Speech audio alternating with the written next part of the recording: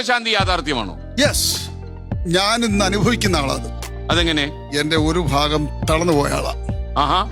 ആ തളർന്നപ്പോൾ ഞാൻ പ്രാർത്ഥിച്ചു, ദൈവം എന്നെ സൗഖ്യമാക്കി. അങ്ങ് ചികിത്സ നടത്തിയിട്ടില്ല? ആ ഈ പ്രാർത്ഥനയും അല്ലാതെ? ഞാൻ ആസ്പത്രിയിലായിരുന്നപ്പോൾ ചികിത്സയിൽ തന്നെയാണ് ഞാൻ ഇരിക്കുന്നത്. പക്ഷെ ആ സമയത്ത് കാല് തളർന്നു പോയിട്ട് ചികിത്സിച്ചിട്ട് പ്രാർത്ഥിച്ചു. ആ സമയത്ത് മരുന്ന് കൊണ്ട് പ്രയോജനപ്പെട്ടില്ല. പറയട്ടെ. മരുന്ന് കൊണ്ട് പ്രയോജനപ്പെടാതിരുന്നപ്പോൾ അല്ല, അങ്ങ് ചികിത്സ എത്ര കാലം എടുത്തു? 2 ആഴ്ചക്കാലം. നല്ല വിദഗ്ധരായ ഡോക്ടേഴ്സ് നോക്കി. എല്ലാരും നോക്കിയപ്പോഴും കാലങ്ങ് പോയി. കാല് ഇടത് കാലായിരുന്നു. 2 കാലും പോയി, ഒരുപോലെ തളർന്നു. അതിനുശേഷം എഴുന്നേറ്റ് നടക്കാൻ വയ്ക്കാൻ കഴിയാതിരുന്നപ്പോൾ ഞാൻ പ്രാർത്ഥിച്ചു.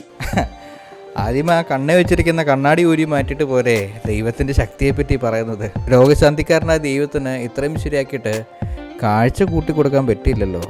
ഷോടാ.